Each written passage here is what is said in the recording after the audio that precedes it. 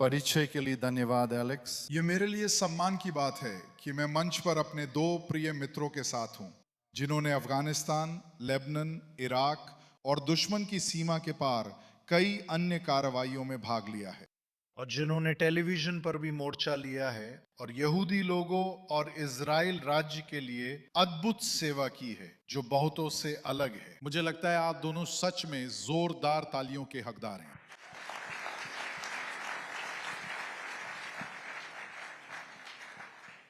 पिछले हफ्ते गोलान बलों ने बिफोर्ड किले पर कब्जा कर लिया। फिर आप किले को देखते हैं जो बहुत सुंदर है जमीन के नीचे, जैसा कि आज इजराइल के अमेरिका में राजदूत ने दिखाया। हिजबुल्लाह की छिपने की एक पूरी परत मिली जिसे इजराइल पर हमले और 7 अक्टूबर जैसी कई घटनाएं अंजाम देने के लिए बनाया गया था। हथियार, मिसाइलें, युद्ध योजनाएं और सभी इजरायली समुदायों के नक्शे। अधिकतर लोग देखकर कहते हैं 240 मील दूर नहीं, 24 मील दूर नहीं। कितनी दूर जोनाथन? अच्छा, 8 किलोमीटर। ठीक है, उसे मील में बदलो, 6 से गुना करो। 4.5 6। 4 1250 मील दूर, इतनी दूर है। इस खतरे और हिजबुल्लाह द्वारा इजरायली सैनिकों पर हमलों के बावजूद इजराइल गैंस, बेंजामिन काउंसिल प्रमुख, हाल ही में मारे गए एक सैनिक को अंतिम विदाई देने गए। इजराइल ने पिछले हफ्ते अमेरिका के अनुरोध पर कई बार युद्ध विराम का पालन किया, फिर भी हिजबुल्लाह ने युद्ध विराम तोड़ा है। और इन सब के बावजूद इजराइल को हमारे कुछ सबसे अच्छे मित्रों और सहयोगियों द्वारा गैर जिम्मेदार कहा गया है और इजराइल को हमलावर के रूप में पेश किया जा रहा है। मेरा पहला सवाल आप दोनों से वही है जो मुझसे अक्सर पूछा जाता है, क्या हम जीत सकते हैं और जीतने के लिए दोषी ना ठहराए जाएं? कर्नल कैंप, शुरुआत आपसे करते हैं। इस सवाल का जवाब देने से पहले मैं इस मौके का फायदा उठाकर आईडीएफ के असाधारण पुरुषों और महिलाओं को श्रद्धांजलि देना चाहता हूं।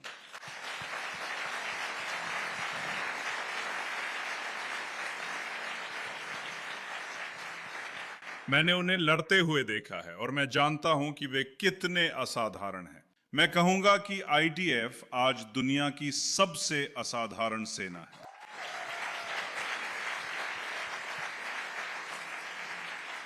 और आपके सवाल का जवाब है, क्या आप बिना दोषी ठहराए जीत सकते हैं? इसका जवाब है नहीं। क्या आप विस्तार से बताएंगे? आप इतनी आसानी से नहीं बच सकते कर्नल कैंप। उन्होंने आपको इंग्लैंड से यहां भेजा। मुझे लगा हमें बहुत संक्षिप्त रहना है। इतना भी संक्षिप्त नहीं। कुछ भी हो, मेरा मतलब है, सच्चाई यह है कि इजराइल एक अवैध देश है। इसे अस्तित्व में नहीं होना चाहिए। यहां अवैध बस्तियां, कब्जा, रंगभेद शासन और नरसंहार है। युद्ध में यह दुश्मनों को भूखा रखता है और इसलिए जो कुछ भी इजराइल के साथ होता है, अगर कोई इजराइल पे हमला करता है तो वो उसी का परिणाम है। इजराइल अपनी रक्षा के लिए जो करता है उन्हीं को दोषी ठहराया जाता है। तो नहीं, ये तथ्यों का मामला नहीं है, ये दुनिया भर के लोगों की सोच का मामला है। अगर आप देखें, मैं आपको 2 उदाहरण दूंगा दोहरे मानकों के जो लागू किए जाते हैं, हाल के उदाहरण। पहला उदाहरण है, इजराइल आईडीएफ ने गाजा में हजारों नागरिकों को मार डाला और निश्चित रूप से किसी भी युद्ध में जहां नागरिक होते हैं वहां नागरिकों की मौत होती है। यह दुर्भाग्यपूर्ण है, लेकिन ऐसा होता है। इसके लिए उन्हें दुनिया भर में निंदा झेलनी पड़ी। ईरान में फरवरी में बताया गया कि करीब 40,000 ईरानियों को उनके ही लोगों ने मार दिया। प्रतिक्रिया क्या थी? कुछ नहीं, न कोई मार्च, विरोध या हिंसा, दुनिया में कुछ भी नहीं। और दूसरा उदाहरण, आपकी सरकार के एक मंत्री ने उन लोगों को अपमानित करने की कोशिश की जो गाजा पहुंचने की उम्मीद में एक वैध सहायता फ्लोटिला पर आए थे। उसकी पूरे विश्व में निंदा हुई थी। वह भयानक युद्ध अपराध था। लेकिन वही लोग जब अपने देशों स्पेन, ऑस्ट्रेलिया या कहीं और लौटे तो वहां उनकी पुलिस ने उन्हें धक्का देकर पीटा। उसकी निंदा नहीं हुई, वो युद्ध अपराध भी नहीं था, उसे अनदेखा कर दिया गया। इजराइल जो भी करे वो गलत है। और दुनिया के हर दूसरे देश के लिए पूरी तरह अलग मानक लागू किए जाते हैं।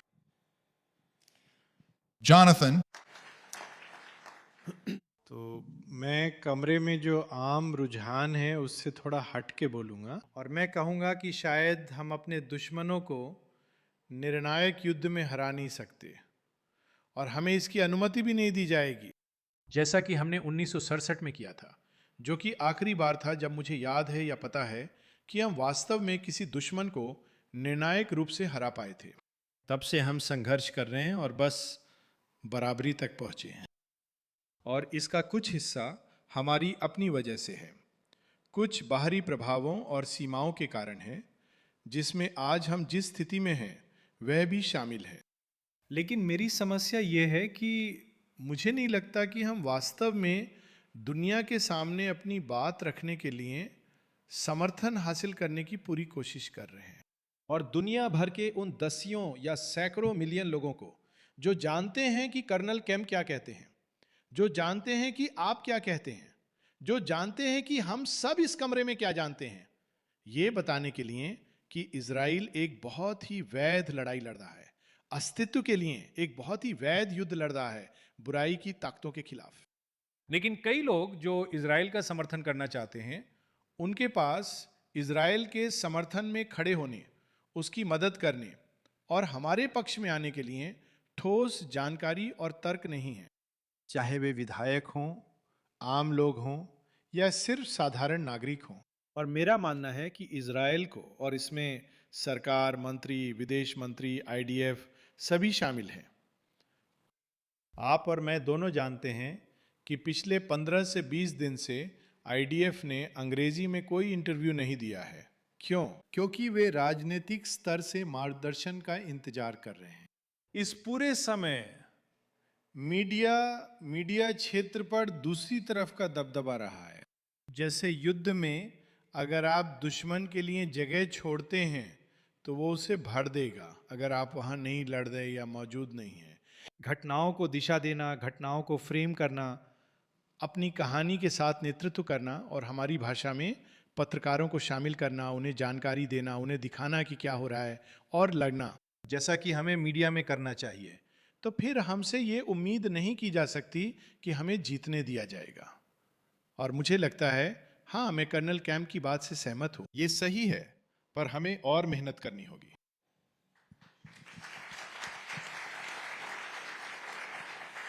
समय को ध्यान में रखते हुए मैं कुछ और सवाल पूछना चाहता हूं। धारणा बनाम वास्तविकता। इजराइल दुनिया में अलग थलग है, केवल अमेरिका हमारा सहयोगी है और हम पूरी तरह उस पर निर्भर हैं। उसके बिना हमारा विनाश तय है। अनुमान लगाओ, ये किसने कहा? Colonel camp. Donald Trump. करीब, बहुत करीब, बस एक कदम और करीब उनके डेप्टी। आपकी क्या राय है, धारणा या हकीकत? मुझे लगता है कि यह पूरी तरह से एक धारणा है, हकीकत नहीं।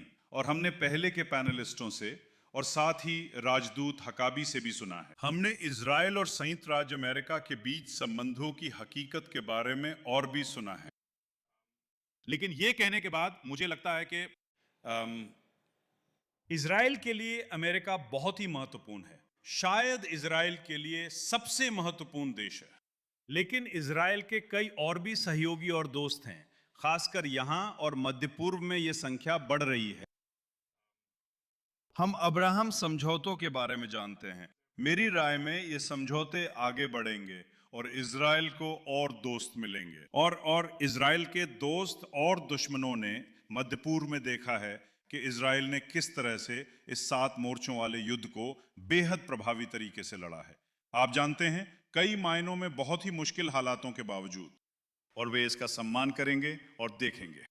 उन्होंने इसे देखा और इजराइल से जो वे कर रहे हैं उसमें मदद मांगी। दुनिया के अन्य देश भी मदद और मार्गदर्शन के लिए इजराइल की ओर देख रहे हैं।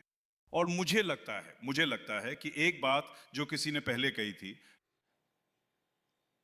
कि कलम तलवार से ज्यादा ताकतवर है, जो कि लिटन ने कहा था। अमेरिकी जनरल डगलस मैकार्थर ने कहा था कि जिसने कहा कलम तलवार से ताकतवर है, उसने कभी ऑटोमेटिक फायर का सामना नहीं किया होगा, जो मुझे सही लगता है। और मुझे लगता है कि इजराइल की कार्रवाइयां बजाय उस नैरेटिव वॉर के जिसके बारे में जॉनथन ने बात की है और पीआर वगैरह, ये सब बहुत बहुत जरूरी हैं। मुझे लगता है इजराइल की कार्रवाइयां ज्यादा महत्वपूर्ण है। इजराइल मध्य पूर्व के देशों का समर्थन प्रेरित करेगा। यह पश्चिमी देशों, जिसमें यूरोप भी शामिल है, का समर्थन भी प्रेरित करेगा। यूरोप बहुत खतरनाक स्थिति का सामना कर रहा है। आने वाले वर्षों में पश्चिमी यूरोप, जिसमें यूनाइटेड किंगडम शामिल है, व्यापक हिंसा और संभावित रूप से गृह युद्ध जैसी स्थिति का सामना कर सकता है। और इजराइल की ओर, और ये देश इजराइल की ओर अपने समर्थन के लिए देखेंगे। वे पहले से ही ऐसा कर रहे हैं। रूसी ड्रोन और रूसी बैलिस्टिक मिसाइलों से यूरोप को जो खतरा है, उसके पास उसका कोई जवाब नहीं है। उनके पास इसका कोई समाधान नहीं है। यूक्रेन के पास है, पर वे जवाब के लिए इजराइल देख रहे हैं। किसी ने पहले बताया था, मैं फिर दोहराऊंगा, मैं एक साधारण गोए के रूप में बोल रहा हूं। यहूदी इसलिए धरती पर थे ताकि वे राष्ट्रों के लिए प्रकाश बने, और वे हैं। इजराइल अपने देश की रक्षा में वही प्रकाश बन रहा है।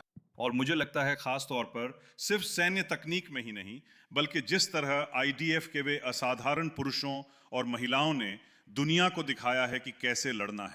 और पश्चिमी यूरोप के कई देश जिन्हें इस हिंसा का सामना करना पड़ेगा, वे इजराइल की ओर देखेंगे कि वे कैसे लड़ेंगे। नैरेटिव अलग है, पर मुझे लगता है कि कार्रवाई ज्यादा जरूरी है।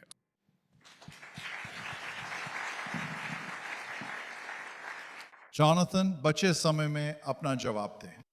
मैं इजरायली नेताओं के चुनाव प्रचार से सतर्क हूं, जो कहते हैं कि हम अमेरिका से स्वतंत्र होने जा रहे हैं। मैं विनम्रता से मानता हूं कि ऐसा कहना लापरवाही है, क्योंकि मुझे नहीं लगता कि इजराइल खुद को केवल इजराइल में बने प्लेटफॉर्म से बचा सकता है। हम F-35 या किसी F सीरीज का विमान नहीं बनाते, और कई वर्षों से हमें पूरी तरह से स्वतंत्र सैन्य उद्योग रखने से रोका गया है। और अगर हम ईमानदार हों तो इजरायली अर्थव्यवस्था और भारी सामान बनाने की हमारी क्षमता, जैसे कि सैन्य मामलों में जिनकी जरूरत होती है, बस मौजूद नहीं है। हो सकता है कि भविष्य में ऐसा हो, लेकिन अभी इसके बारे में ऐसे बात करना जैसे कि यह अगला MOU अमेरिका के साथ साइन करने से पहले हासिल किया जा सकता है, यह वास्तविकता नहीं है। तो मैं इसे उल्टा कहूंगा और कहूंगा, निश्चित रूप से हम एक स्वतंत्र देश हैं। हम युद्ध के मैदान पर अपनी योग्यता दिखाते हैं, और ये सब मेहनती लोगों की वजह से हैं, जो बहुत परिश्रमी हैं, जो लंबे समय तक काम करते हैं, जिन्होंने हमारी जबरदस्त अर्थव्यवस्था बनाई है, जो रिजर्व में भी सेवा करते हैं, और जो ये सब करने में सक्षम हैं। हमारी GDP, निर्यात और कई अन्य चीजों को बढ़ाते हैं। यही इस सवाल का सही जवाब है कि हम स्वतंत्र हैं या नहीं। हमें खुद को भ्रमित नहीं करना चाहिए, और ना ही ये सोचना चाहिए कि अगर आप हमारे दोस्त नहीं बनना चाहते तो हम भी आपके दोस्त नहीं बनेंगे। इजराइल ऐसी स्थिति में नहीं है। मुझे लगता है ये लापरवाही होगी, और हमारे लिए बेहतर ये होगा, और मुझे लगता है कि अमेरिका इजराइल गठबंधन को इससे बेहतर फायदा होगा अगर हम इस बात पर जोर दें कि इजराइल अमेरिका के लिए कितना बड़ा भला करता है, उसके साथ मिलकर लड़ता है, और अमेरिकी हथियार प्रणालियों का अब तक का सबसे अच्छा प्रचारक है। हम अमेरिकी हथियार प्रणालियों के साथ लड़ते हैं और अमेरिका के सभी दुश्मनों को हराते हैं। अगर मैं अमेरिकी हथियार डेवलपर हूं तो मुझे साबित करने के लिए ज़्यादा मेहनत नहीं करनी पड़ेगी कि F-35 रूसी एयर डिफेंस सिस्टम गिराने में माहिर है। बस कहूँगा, ईरान को देखो। अगर मैं S-300 या S-400 के लिए रूसी सेल्समैन हूँ तो मेरे सामने बड़ी समस्या है। मुझे लगता है हमें और मेहनत करनी चाहिए। अपमानित होने के बजाय मजबूती से खड़े रहकर अपनी कीमत जाननी चाहिए, और एक राष्ट्र के रूप में अपनी उपलब्धियां देखनी चाहिए। जैसा कि पहले बताया गया है, उसी सही स्थान पर अपना हकदार स्थान मांगना चाहिए, एक साझेदार के रूप में, ना कि किसी हीन व्यक्ति के रूप में, बल्कि वास्तव में उस स्तर की साझेदारी का दावा करना चाहिए, क्योंकि हमने इसे हासिल किया है। बदले की भावना या अटलांटिक महासागर के दोनों ओर नेताओं की लापरवाह टिप्पणियों से अपमानित होने की जरूरत नहीं है। आप दोनों का बहुत धन्यवाद।